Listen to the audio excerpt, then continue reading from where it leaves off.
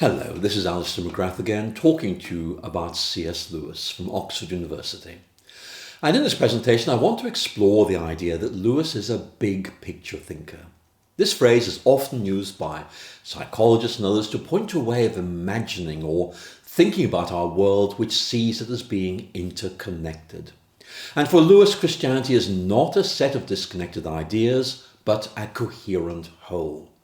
Now, many Christians think of their faith as a kind of set of boxes, each containing some important insight, like the idea of creation or redemption.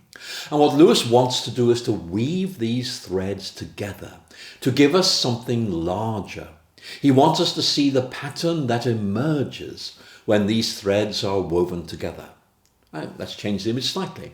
Imagine you're taking snapshots of a landscape. Each snapshot shows only part of that bigger picture. And Lewis is telling us that there is a panorama, a big picture into which each of the snapshots fits. The panorama enfolds all the snapshots, helping us position them and see how they all fit into this bigger picture. And for Lewis, Christianity sets out a way of seeing things which affirms two important points. First, the world is not meaningless, chaotic, or pointless. It may look that way, looking fuzzy or out of focus, so that we can't see a pattern, but that's because we need a lens to bring it into focus. We all know how something fuzzy becomes sharp and clear when you get the focus of the lens right. And for Lewis, Christianity provides a lens that allows us to see things more clearly. Or to change images, instead of hearing a noise, we hear a tune. Second, Lewis tells us that this big picture helps make sense of its individual details, including our own lives. It reassures us that we fit into something bigger.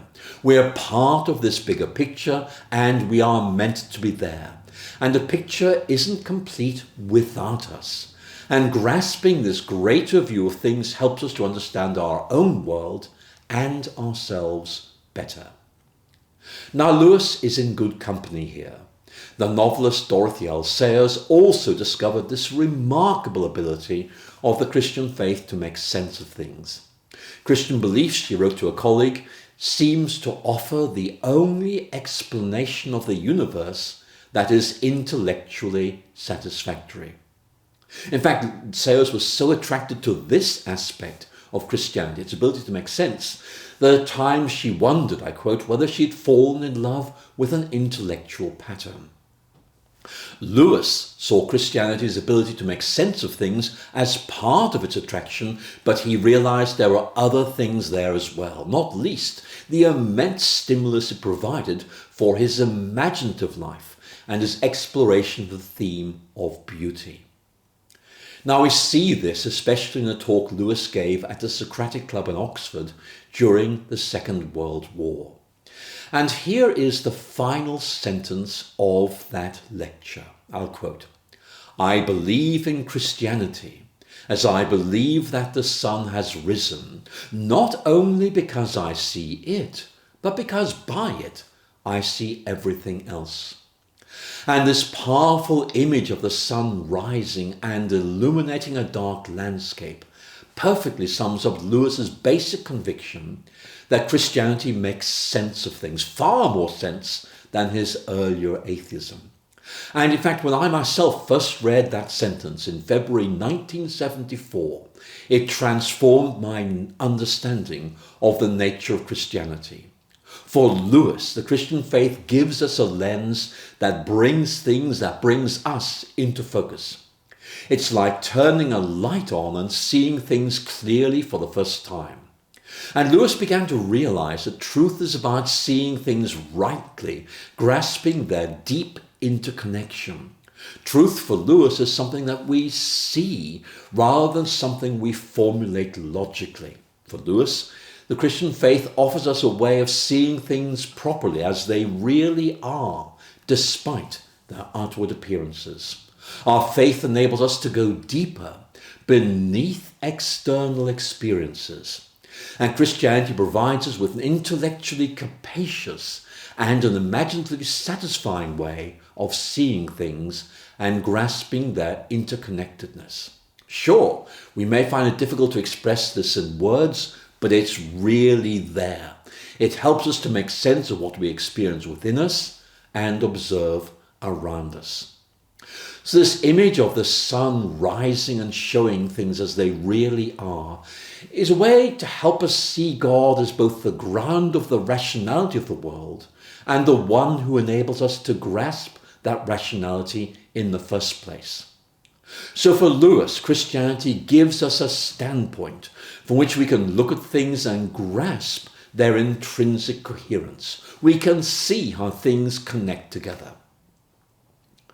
Now, this has an important influence on Lewis's apologetics, in other words, the way in which he defends the Christian faith. Lewis doesn't try to prove the existence of God on purely rational grounds. His approach is much more interesting.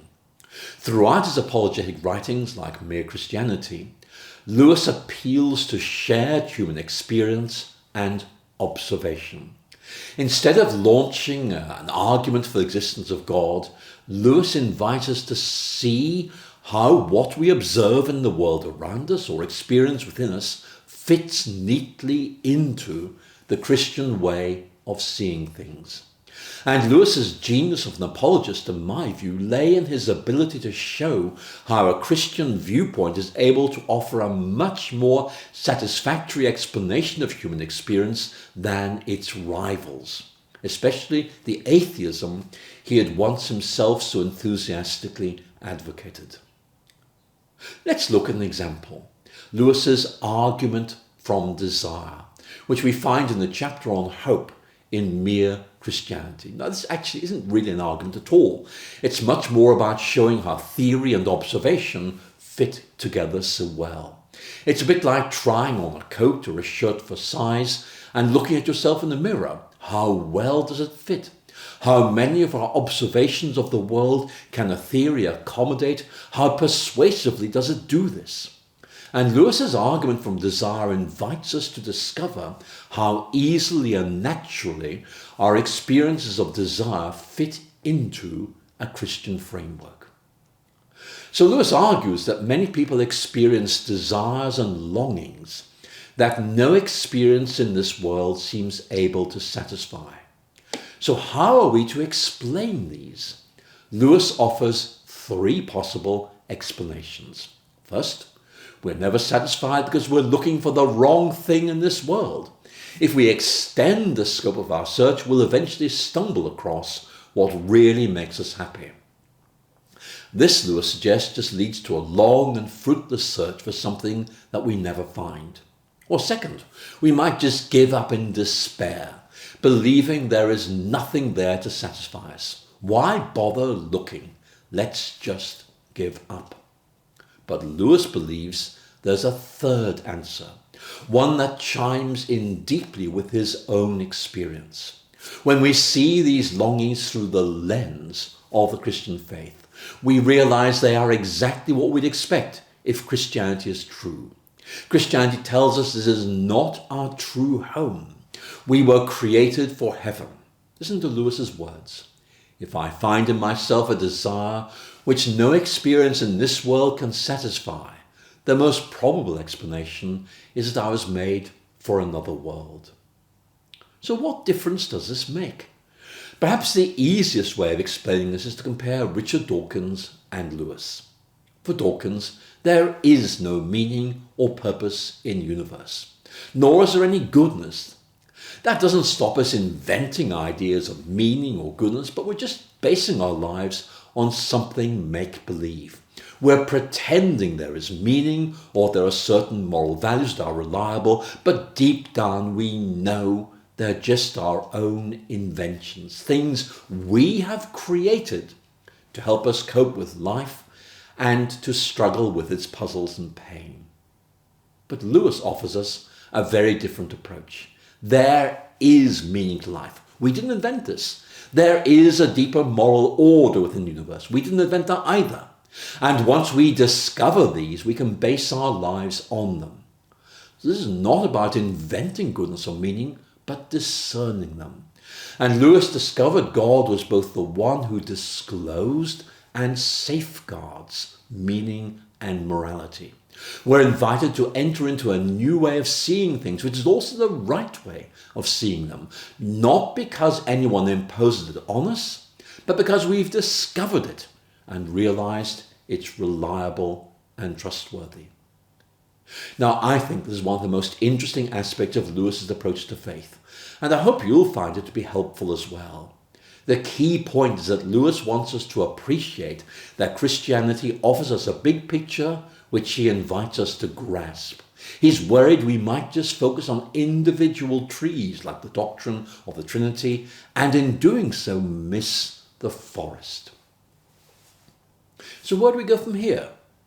I think we ought to start looking at Narnia, widely regarded as Lewis's most imaginative and rich creation. So the next two presentations will focus on this, and I look forward to speaking to you again very soon. Thank you so much for listening.